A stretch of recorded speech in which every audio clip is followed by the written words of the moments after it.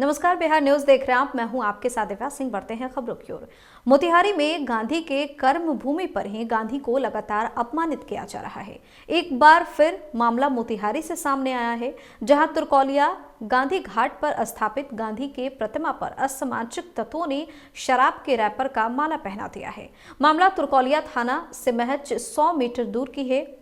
सवाल उठता है कि बिहार में शराबबंदी के बावजूद थाना से इतने नजदीक शराब का रैपर कहां से आया। सड़क किनारे का ये घाट बनाया गया है और उसी कैंपस में महात्मा गांधी की प्रतिमा स्थापित की गई है और उसी मूर्ति पर शराब के रैपर का माला भी पहनाया गया है। बता दें कि महज 2 दिनों पहले मोतिहारी के चरखा पार्क के पीछे लगे महात्मा गांधी के प्रतिमा को असामाजिक तत्वों ने क्षतिग्रस्त कर दिया था, जिसमें पुलिस ने एक नशेड़ी व्यक्ति को गिरफ्तार कर जेल भेज दिया।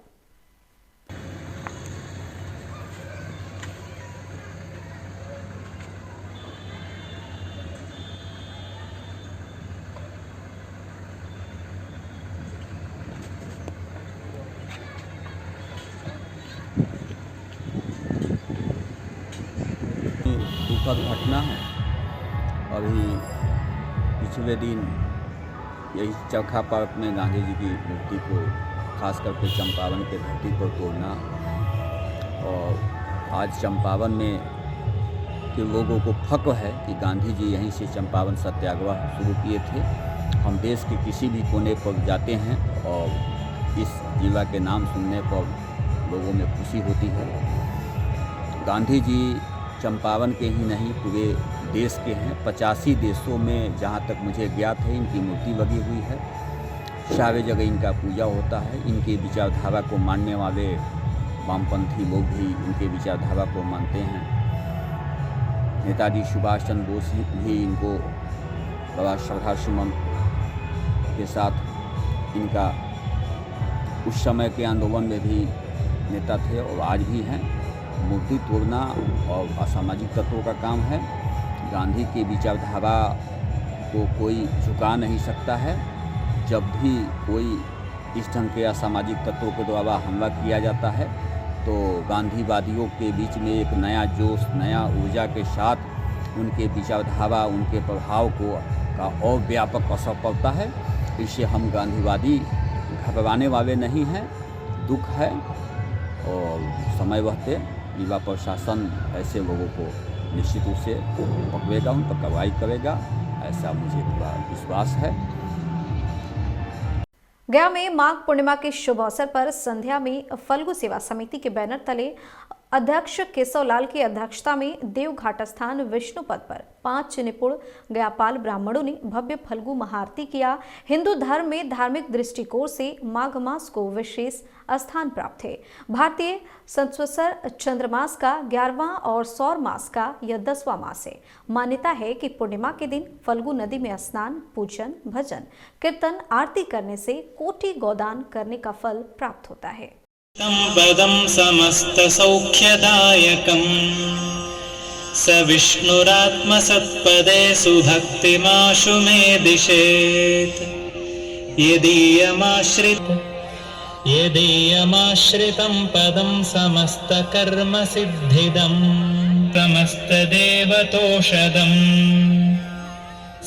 यदीयमाश्रितं पदं समस्तसिद्धिमुक्तिदाग भवद्विष्णुपादभाक् तदुक्तपदभाक्।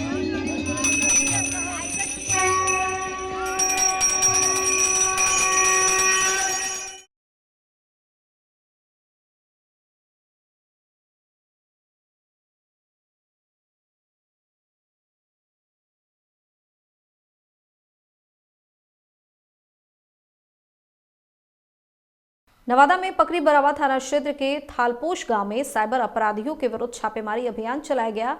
इस दौरान पुलिस ने कुल 33 अपराधियों को गिरफ्तार किया है। मिली जानकारी के अनुसार साइबर अपराधी एक बगीचे में बैठकर साइबर क्राइम की रणनीति बना रहे थे। तभी पुलिस ने चारों तरफ से घेरकर अपराधियों को गिरफ्तार कर लिया। बता दें कि इसी गाँव में पूर्व थानाध्यक्ष सरफराज इमाम पर अपराधियों ने जानलेवा हमला भी किया था, जिसमें वो बाल बाल बच गए थे।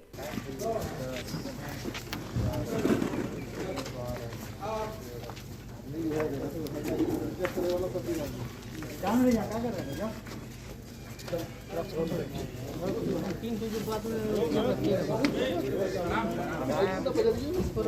ये लगातार नवादा पुलिस कुछ समय से साइबर क्राइम के विरुद्ध लगातार छापेमारी करके गिरफ्तारी कर रही है। बाहरी राज्यों से भी पुलिस आती है, तो उसमें भी हम लोग पूरा सहयोग देते हुए लोगों को गिरफ्तार करवा रहे हैं।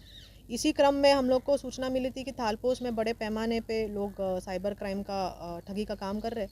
उसमें हम लोग ने छापामारी करते हुए 33 लोगों को गिरफ्तार किया है, जिनके पास से 46 मोबाइल्स मिले हैं, 3 लैपटॉप्स मिले हैं, मोहर मिले हैं और बहुत बड़ा बंडल मिला है, जिसमें जो ग्राहकों को ठगने वाला जो नाम पता होता है वो सब के साथ। डेफिनेटली ये चुनौती है, क्योंकि इसमें यंगर जनरेशन ज़्यादा घुस रहे हैं, इजी मनी है, उसी को रोकने के लिए हम लोग भी तत्पर है। लगातार आप भी देख ही रहे हैं, लास्ट टाइम भी हम लोग ने अरेस्टिंग किया था तो 16 आदमी गिरफ्तार हुए थे एक साथ में। अब की बार में 33 आदमी गिरफ्तार हुए हैं। बीच बीच में भी हम लोग लगातार कार्रवाई करते हैं, तो 3-4 हम लोग की अरेस्टिंग लगातार चल ही रही है साइबर क्राइम में। तब इनकी गिरफ्तारी के बारे में बताया जाए, किस तरह से इनकी गिरफ्तारी हुई है? कुछ नाटकीय ढंग से इनकी गिरफ्तारी हुई है? वो थोड़ा पुलिसिया काम है, तो उसको डिटेल हम लोग नहीं दे पाएंगे कि एग्जैक्टली कैसे किए, बट हम लोग ने इस पे पहले बढ़िया से रेकी किया था। वहीं मुजफ्फरपुर पुलिस ने बड़ी कार्रवाई करते हुए एक कुख्यात अपराधी को धर दबोचा है, जिस पर पूर्व से 2 दर्जन से अधिक कांड अलग अलग थानों में दर्ज किए जा चुके हैं।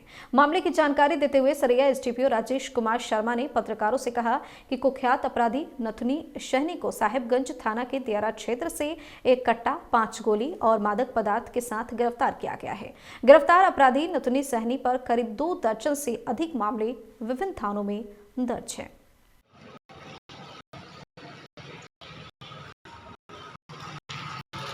क्षेत्र का जो है कुख्यात अपराध कर्मी नथुनी सहनी, जो पुलिस के लिए कई वर्षों से चुनौती बना हुआ था, इसकी गिरफ्तारी की गई है। बहुत ही अच्छे तरीके से, सुदृढ़ तरीके से जो इसकी घेराबंदी की गई और ये पुलिस पे फायर करने लगा। थानाध्यक्ष साहिबगंज को सूचना मिली थी, इन्होंने जो है वहाँ पे घेराबंदी की, पुलिस को देख के ये फायर करने लगा और बहुत रणनीतिक तरीके से इसको हथियार गोली के साथ दबोच लिया गया। ये जो है कल कार्रवाई की गई। इसके ऊपर नथुनी सहनी जो है हुसेपुर दियारा, जो गंडक का दियारा है, रहने वाला है और उस पार जो है छपरा जिला, गोपालगंज जिला और मोतिहारी ज़िले में ये वांटेड था। लगभग 2 दर्जन से अधिक मामले इसके ऊपर जो है संगीन मामले, जिसमें कि हत्या, अपहरण और इसकी ये शराब के धंधे से भी जुड़ा हुआ था। दियारा का लाभ लेकर के जो है शराब का जो है वहाँ पे उत्पादन और वहाँ से संचालन कर रहा था। तो ये जो है इसकी गिरफ्तारी से हम लोग मद्य निषेध में भी जो है बहुत बड़ी उपलब्धि के रूप में इसको देख रहे हैं। इसके अलावा दियारा क्षेत्र में जो आपराधिक गतिविधियां हैं, उन पे भी हमारे लगाम लगाने में बहुत बड़ी सफलता मिली है। मामला मुजफ्फरपुर जिले के सदर थाना क्षेत्र अंतर्गत गौतम बुद्ध आईटीआई कॉलेज का है, जहां गौतम बुद्ध आईटीआई कॉलेज में घुसकर दबंगों ने कॉलेज के चेयरमैन के साथ एक अन्य कॉलेज के कर्मचारी की पिटाई कर दी, जिसको लेकर मुजफ्फरपुर जिले के सदर थाना और SC/ST थाने में मामला दर्ज करने के लिए कॉलेज के चेयरमैन और एक अन्य कर्मचारी के द्वारा आवेदन दिया गया है, जिसके बाद पुलिस ने मामले की जाँच शुरू कर दी है। मैं दिनेश सिंह और विनय कुमार आए और ऑफिस में आके धमकी दिए कि कॉलेज तुम लोग बंद करो, और नहीं बंद किए तो उसके बाद जो है कि मारपीट करने लगे। उसके बाद धमकी दिए तुम यहाँ से चलो, और नहीं जाने के बाद उसके बाद मोबाइल हमसे छीन करके और उसके बहुत तरह से हमको पीटने लगे। हम लोग कुछ नहीं किए थे। से बोलिए। हम लोग को बराबर फ़ोन करके भी ऐसे भी धमकी दिया जाता है कि तुम मतलब कॉलेज तुम लोग बंद कर दो, नहीं तो मेरे यहाँ एडमिशन दो। उसके बाद में आते आते मतलब जाते गाली देते हैं और बोलते हैं कि ब्लेड से घेन फाड़ देंगे, तुमको उठा लेंगे, जान से मार देंगे, धमकी बराबर देते रहते हैं। एडमिशन के वजह से धमकी देते हैं कि हमको तुम एडमिशन दो। पहले एडमिशन देते थे? पहले नहीं देते थे, तो फिर लेकिन देखते हैं कि यहाँ उनके यहाँ एडमिशन नहीं जाता है, हम लोग के यहाँ एडमिशन ज़्यादा आता है, इसलिए बोलते हैं कि तुम अपना सीट फुल करके हमको एडमिशन दो। मामला है कि सर वो एडमिशन के लिए जो है हमसे कहते हैं कि तुम वहाँ पे जो एडमिशन दो हमको, नहीं देने के कारण से इसी की वजह से हमको वहाँ पे मारपीट की ऑफिस में आकर के, और मोबाइल वगैरह छीन करके ले गए और बुरी तरह से मारे पीटे। काहे छीना? कि मोबाइल जो तुम यहाँ से चलो, मेरे यहाँ चलो, काम करवाने के लिए। जी। कौन है? वो दिनेश सिंह थे सर, एक ITI के संस्थान के वो भी डायरेक्टर थे। बुलेटिन में फिलहाल इतना ही। बने रहिए बिहार न्यूज के साथ। नमस्कार।